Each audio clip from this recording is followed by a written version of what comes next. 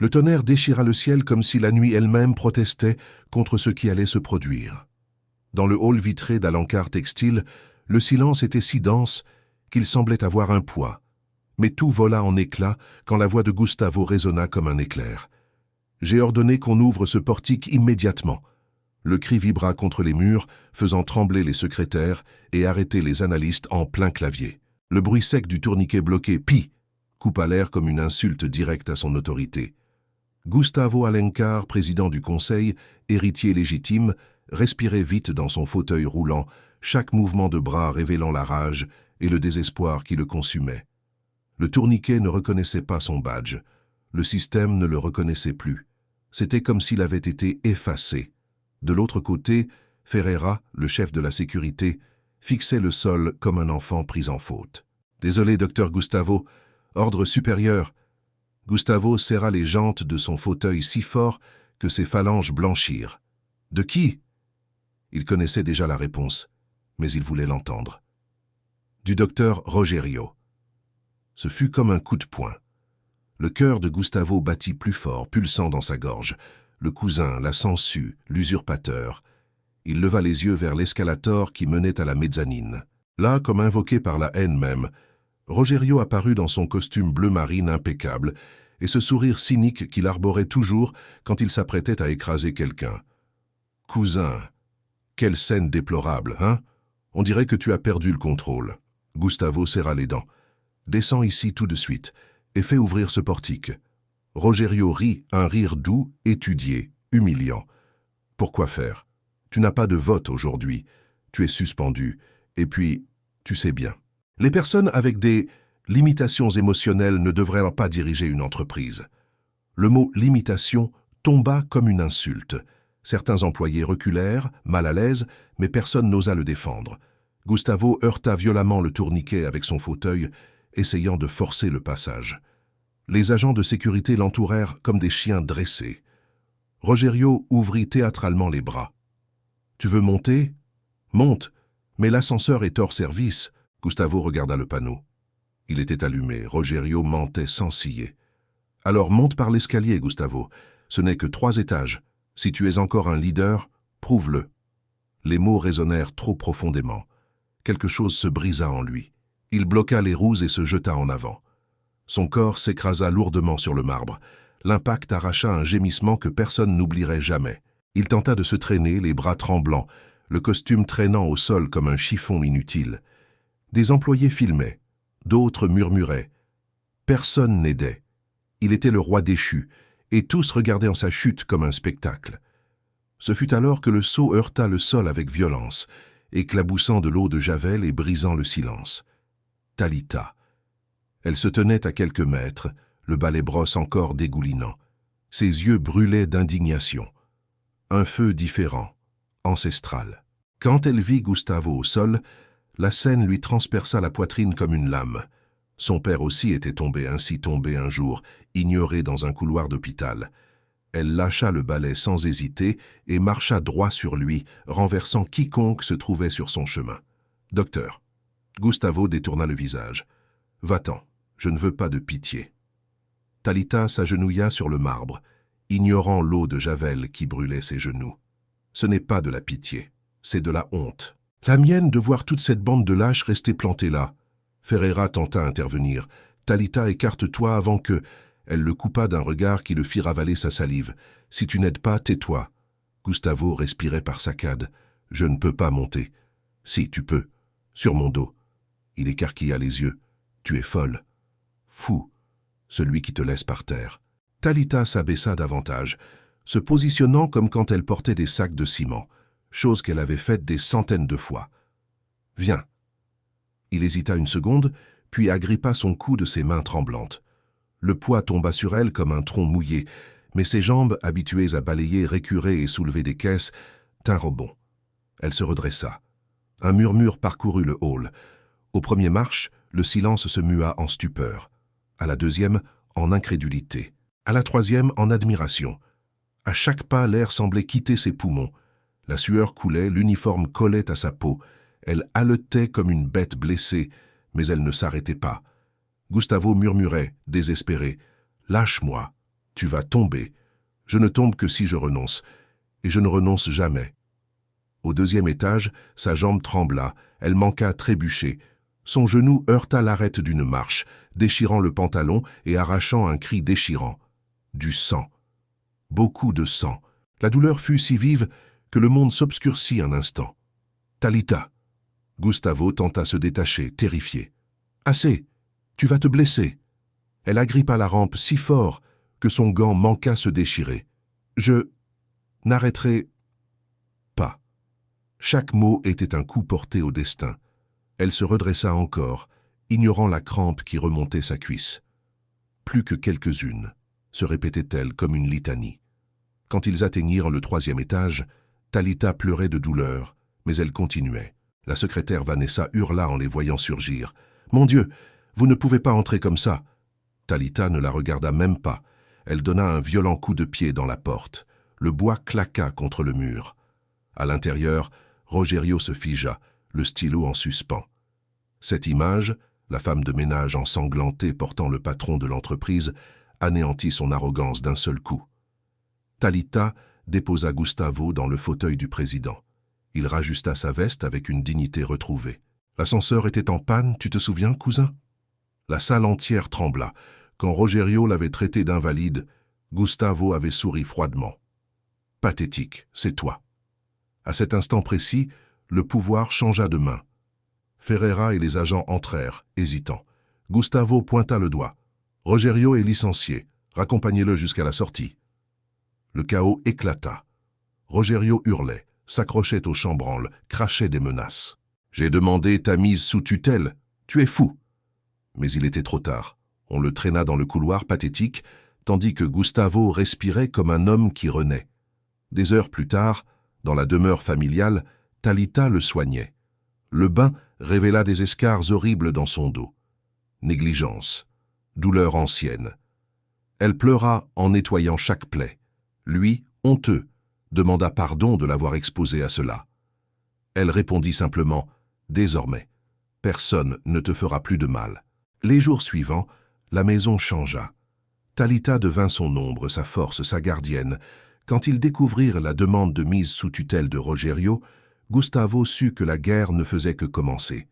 Avec la caméra espion installée, ils attendirent la prochaine offensive. Elle vint vite, brutale, calculée pour les anéantir. Les lumières s'éteignirent. Des pas entrèrent. Le chiffon drogué sur son visage. L'injection. Talita immobilisée. Le kit de drogue planté. Le délégué acheté. Son arrestation à elle. Son internement à lui. Tout était minutieusement orchestré, tout était cruel. Mais Rogerio avait oublié un détail. La caméra ne dormait jamais, et quelqu'un était prêt à se battre pour eux. L'avocat Elio. Pendant que Gustavo était attaché sur un lit blanc de clinique et que Talita était poussée dans une cellule puante, la montre noire continuait d'enregistrer la vérité qui les sauverait tous les deux. Et tandis que Gustavo restait ligoté au lit blanc, luttant pour garder sa conscience, une nouvelle flamme s'allumait en lui, non pas de colère, mais de dessein. Il ne se battait plus seulement pour lui, il se battait pour Talita. La porte de la chambre s'ouvrit doucement. Donna Célia revint, tenant un plateau repas. Ses pas étaient courts, presque silencieux, mais ses yeux trahissaient la peur. « Petit, on dit dehors que Rogerio revient ici ce soir. » Gustavo ferma les yeux un instant, rassemblant ses forces. « Tu as vu la vidéo ?» Célia secoua la tête. « Je ne veux pas la voir pour ne pas être complice, mais j'ai vu le changement dans ton regard. Tu ne délires pas. » Elle posa le plateau sur la table de chevet, inspira profondément et colla l'oreille contre la porte. Rien. Elle revint et chuchota. « Je vais t'aider à sortir d'ici, mais il faut faire semblant que tu es encore shooté. Si Rogerio se doute de quelque chose, tu ne survivras pas jusqu'à demain. » Gustavo hocha la tête, sentant l'adrénaline couler faiblement mais présente.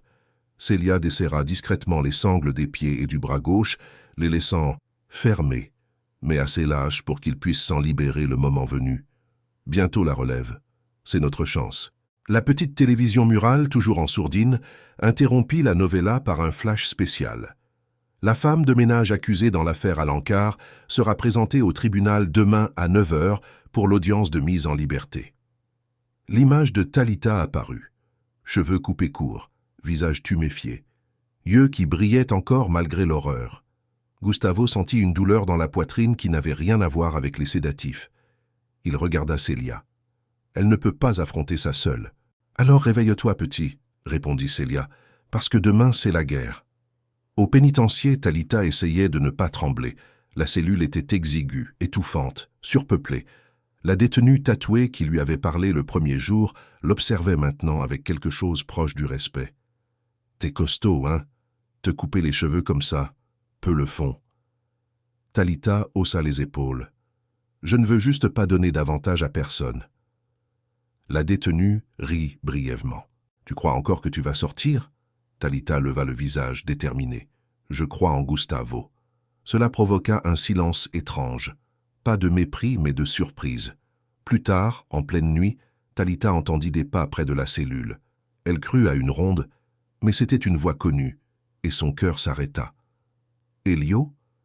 L'avocat âgé apparut de l'autre côté des barreaux, accompagné d'une gardienne. « J'ai obtenu l'autorisation de te parler quelques minutes. Le juge l'a permis à cause de nouvelles preuves. »« Vous avez trouvé la montre ?» demanda Talita en agrippant les barreaux. Elio sourit, fatigué mais victorieux. « Je l'ai visionnée. La vidéo est parfaite. Rogerio s'est incriminé tout seul. Demain, la salle va s'écrouler sur lui. » Talita inspira profondément, comme si le monde lui rendait enfin un peu d'air. « Et Gustavo ?» Elio hésita. « Il est dans une clinique, mais il est conscient et il se bat. » L'espoir se ralluma. « Dors, petite, » dit Elio. « Demain, il te faudra des forces. » À l'aube, dans la clinique, Gustavo faisait semblant de dormir quand il entendit des pas précipités et une voix froide qu'il connaissait trop bien. « Comment va-t-il » C'était Rogerio. Le corps de Gustavo se raidit. Il garda une respiration lente, lourde, jouant le rôle du sédaté. Rogerio s'approcha, son parfum cher envahissant l'air stérile. Il toucha le menton de Gustavo de 2 doigts, comme on examine un animal. « Tu aurais dû mourir dans cet escalier » murmura-t-il. « Avoir fait confiance à cette favela a été ta plus grande erreur. » Gustavo serra le poing sous le drap. « Mais ne t'inquiète pas, » poursuivit Rogerio. « Demain, le juge confirmera ton incapacité mentale. Ensuite, je ferai ramener ta petite fiancée criminelle ici. On lui réservera un traitement spécial. » Le sang de Gustavo bouillait. Il faillit ouvrir les yeux, arracher la perfusion et sauter à la gorge de son cousin. Mais Célia surgit à la porte, feignant la surprise. « Docteur Rogerio, vous n'avez pas le droit d'être ici hors des horaires. »« J'entre où je veux, » grogna-t-il, mais il sortit. Célia attendit que le couloir se vide.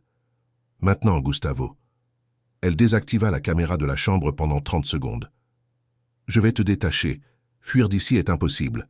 Mais rester en vie jusqu'à demain suffit. » Célia l'aida à s'asseoir, massa ses bras pour réactiver la circulation et lui fit boire un verre d'eau. « Demain, tu affronteras Rogerio, en face. » Le matin du tribunal commença sous la pluie. Les voitures de presse s'agglutinèrent dehors. Les journalistes attendaient Talita, la surnommant la Cendrillon du crime. Il y avait du sarcasme dans l'air, mais aussi de la curiosité. À 8h58, Gustavo arriva. Pas sur une civière, pas sédaté, pas inconscient. Il était en fauteuil roulant, encore pâle mais conscient, poussé par Célia. Le murmure parmi les journalistes fut immédiat. « Il est revenu. »« Il est lucide ?» Dans la salle, Rogerio ajustait sa cravate, confiant comme un roi sur le point d'être couronné. Ses avocats souriaient. Le procureur semblait prêt à anéantir Talita en 3 phrases. Mais alors Talita entra, escortée, tête haute, cheveux courts, regard ferme. Et derrière elle, Gustavo fut conduit à la table de la défense. Le choc de Rogerio fut si violent qu'il aurait pu faire tomber les murs. Le juge sévère rajusta ses lunettes. « Commençons. » Elio demanda la parole. « Votre honneur avant tout témoignage, la défense sollicite la projection d'une preuve audiovisuelle inédite. » Rogerio blêmit. « Quelle preuve ?» lança-t-il. « La vérité, » répondit Elio. Le juge autorisa. Les lumières s'éteignirent. L'écran s'alluma. Et là, l'intrusion, l'agression, l'injection, le chiffon empoisonné. Talita maîtrisée. Rogerio ordonnant de planter les preuves. Martha obéissant, et la phrase qui détruisit tout. « Vous voyez comme c'est facile. Maintenant, elle est la voleuse toxicomane. La salle explosa en murmures. Le procureur perdit toute couleur. Martha éclata en sanglots. Rogerio se leva en hurlant que c'était un montage, mais le juge avait déjà le rapport d'expertise confirmant l'authenticité totale.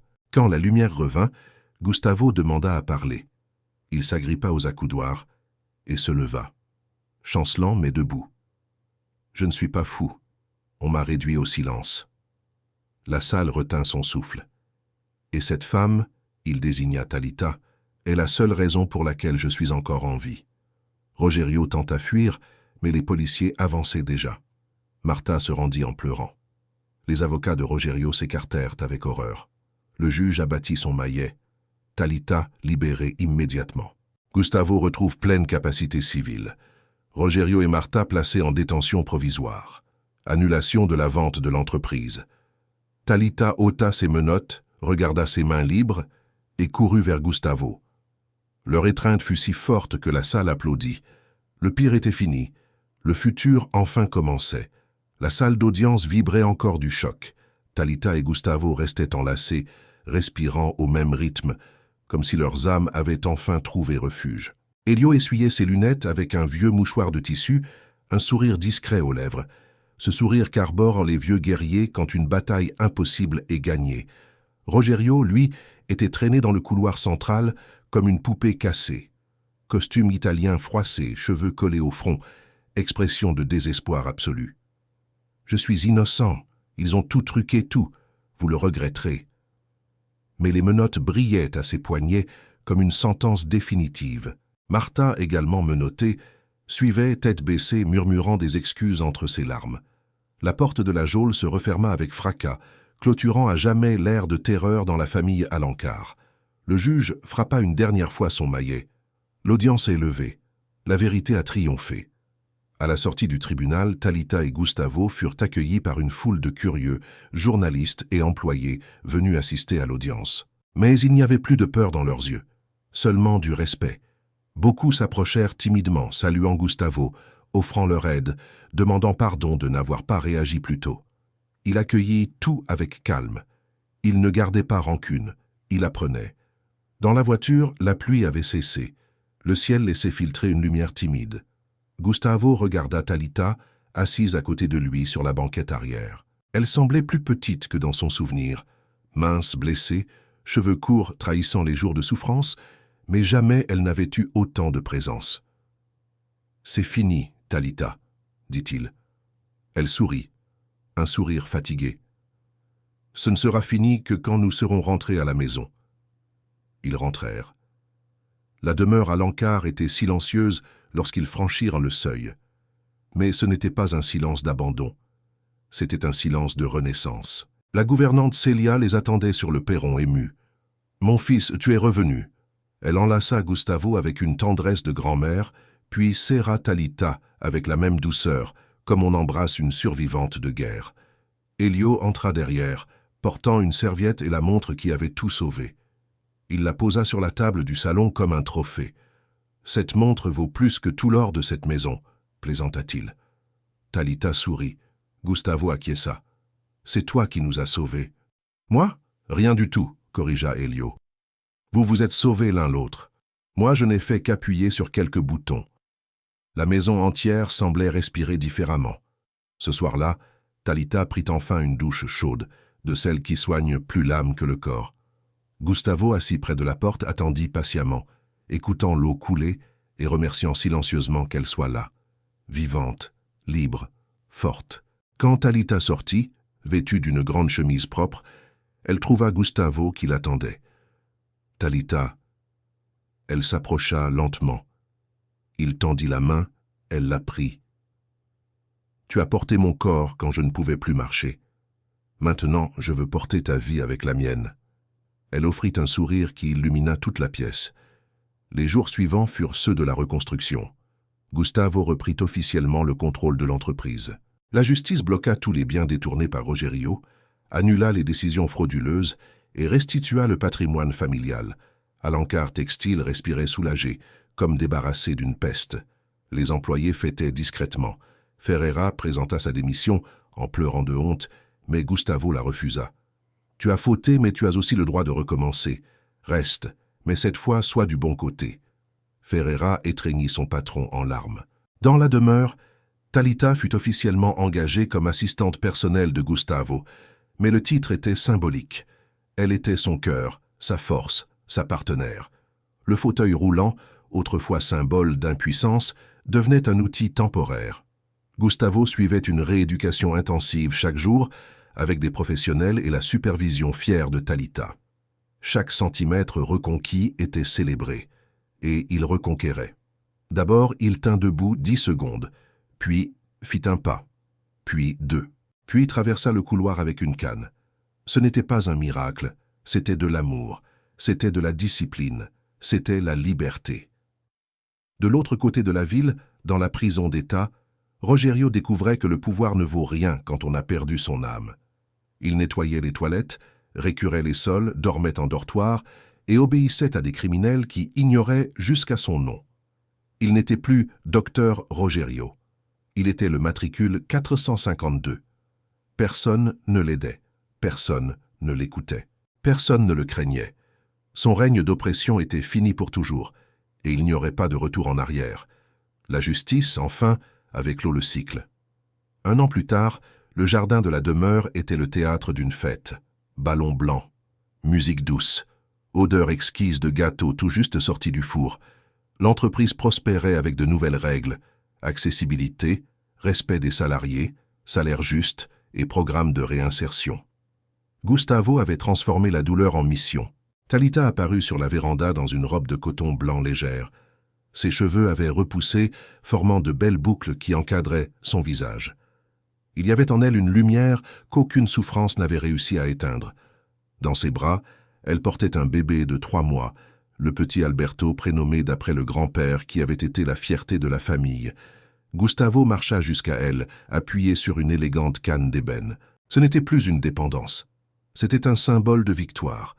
Il prit l'enfant dans ses bras, embrassa son front et dit « Je te promets que tu grandiras dans un monde où la justice triomphe et où personne ne sera jamais laissé à terre. » Talita les enlaça tous les deux avec force. Derrière eux, Célia prenait des photos avec un vieux téléphone, les larmes aux yeux. Elio buvait du thé glacé dans un rocking chair, regardant la scène les yeux humides. « Alberto serait fier, » murmura-t-il. Gustavo regarda Talita, puis son fils, puis le jardin, puis le ciel bleu. Tout était à sa place. Rien ne manquait. Aucune zone d'ombre, aucune histoire inachevée. Il serra la main de Talita, entrelaçant ses doigts. « Nous sommes une famille maintenant. » Elle sourit, les larmes brillant dans ses yeux. « Et nous le serons toujours. » Ainsi fut-il. Une fin close, une fin complète, une fin digne de ceux qui ont combattu jusqu'au dernier souffle et ont gagné.